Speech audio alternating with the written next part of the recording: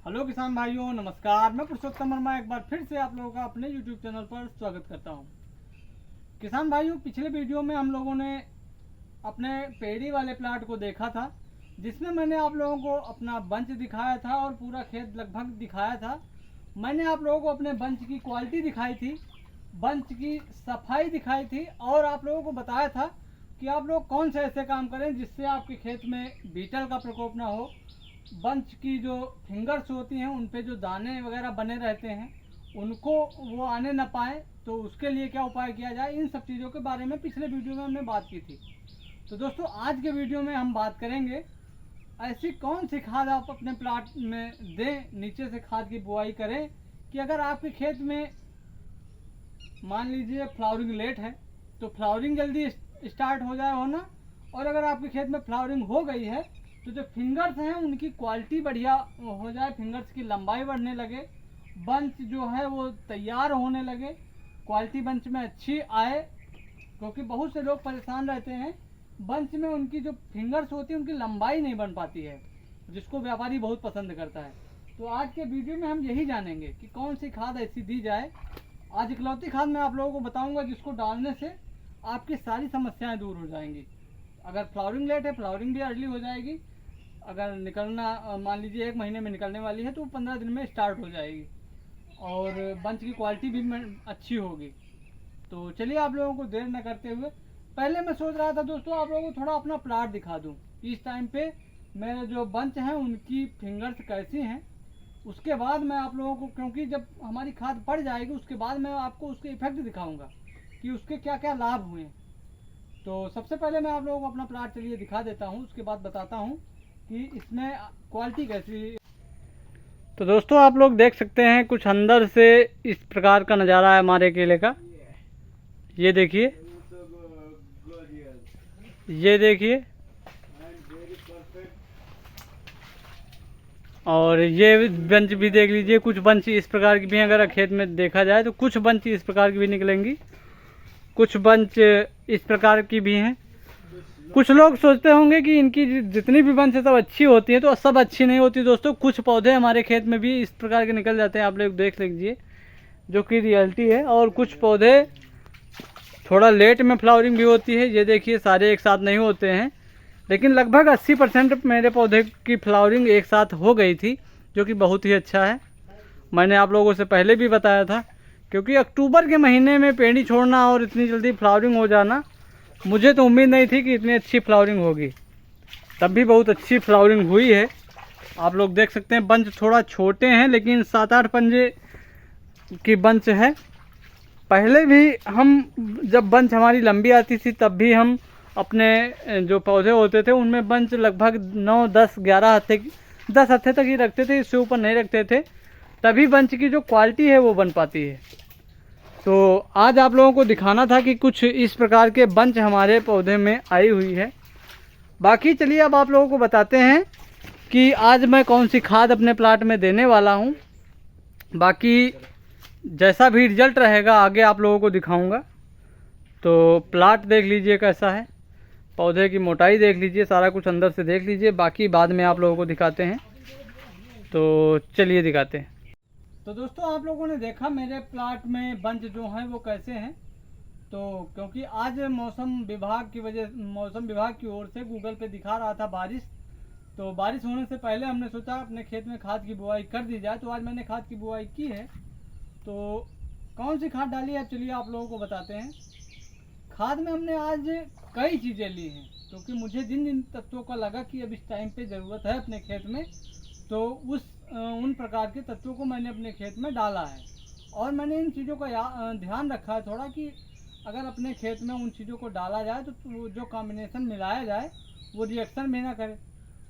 तो चलिए आप लोगों को बताते हैं। सबसे पहले हमने लिया यूरिया। तो यूरिया कितना लिया, लगभग लिया है 60 से 70 केजी पर एकड़ के हिसाब से। बहुत ज़्यादा यूरिया नहीं, बस 60 से 70 केजी पर एकड़ के हिसाब से यूरिया हमने ले लिया।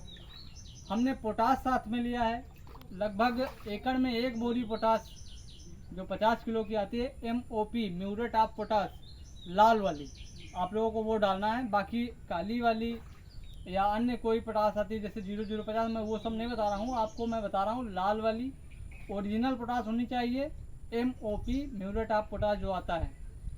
तो पहली खाद हमारी यूरिया हो गई लगभग 60 से 70 kg पर एकड़। दूसरी खाद पोटास हो गई 50 kg पर एकड़। और तीसरी चीज़ हमने ली है अपने खेत में, जो हमारे खेत में कई दिनों से जिंक सल्फेट नहीं पड़ा था, तो जिंक की कमी भी हमारे खेत में दिख रही थी। आज दिख नहीं रही थी, लेकिन हमने सोचा कि अब जिंक भी अपने खेत में दे दिया जाए, तो हमने जिंक भी लिया है 1 kg पर बीघे, यानी कि 4 kg पर एकड़ के हिसाब से हमने जिंक सल्फेट लिया है। मोनो जिंक जो आती है 33%, आप लोग सभी लोग जानते होंगे। साथ में सल्फर भी लिया है आधा kg पर बीघा। हम क्योंकि बीघे के हिसाब से अपने यहाँ खेती करते हैं, आप लोगों को एकड़ के हिसाब से बताना रहता है, इसलिए बीघा पहले आता है जबान पे। तो आधा kg पर बीघा यानी कि 2 kg पर एकड़ के हिसाब से हमने सल्फर भी अपने खेत में यूज किया है, जो आता है WDG। 80% या 90% दोनों चलेगा, आप जो भी आपके वहाँ अवेलेबल हो जाए वो डाल दीजिए। तो इसको भी साथ में मिक्स किया है, और साथ में बोरान भी लिया है दोस्तों। बोरान केवल 4 kg पर एकड़ के हिसाब से लिया है। बोरान जो आता है 20% वाला, बोरान 20% कह रहा हूँ, सॉरी। बोरान जो आता है 14.5% दानेदार इक्को का ही मैंने यूज किया है। आप अन्य कंपनी का ले सकते हैं। बोरान वो इक्को का जो दानेदार होता है वो स्पेशल मिट्टी में बुआई के लिए ही आता है। तो वो 14.5% वाला जो बोरान है उसको भी हमने 4 kg पर एकड़ के हिसाब से लिया है। तो हमारा यूरिया हो गया, पोटास हो गया, साथ में जिंक हो गया, सल्फर हो गया और बोरान हो गया। और हमने एक चीज़ ली है जो हमारा आता है माइक्रो न्यूट्रिएंट का मिक्सचर, जिसमें कई चीज़ें होते हैं, 6-7 तत्व होते हैं। तो एक मल्टीप्लेक्स कंपनी का धरती नाम से माइक्रो न्यूट्रिएंट आता है। तो उस माइक्रो न्यूट्रिएंट को भी हमने इसमें मिक्स किया है, जिसमें मैग्नीज होता है, कॉपर होता है, कई चीज़ें होती है उसमें भी। तो उसको भी हमने लगभग 2 kg पर बीघा यानी कि 8 kg पर एकड़ के हिसाब से हमने माइक्रो न्यूट्रिएंट भी उसमें मिक्स किया है। तो इतनी सब चीज़ें हमने अपने आज खाद में मिक्स करके उसके बाद अपने खेत में बुआई की है। और एक तत्व लिया है, भूल गए, एक तत्व और लिया है ट्राइकेंटिनॉल, जिसको मैंने आप लोगों से कई बार बताया है। ट्राइकेंटिनॉल में होता है प्लांट ग्रोथ रेगुलेटर।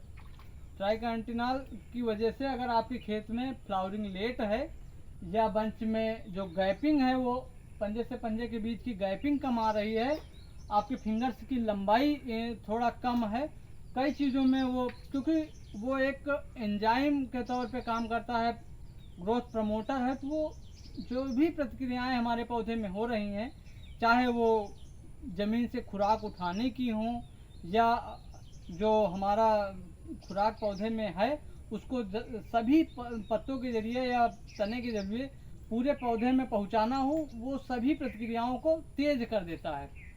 तो ट्राइकेंटिनॉल भी हमने लिया है।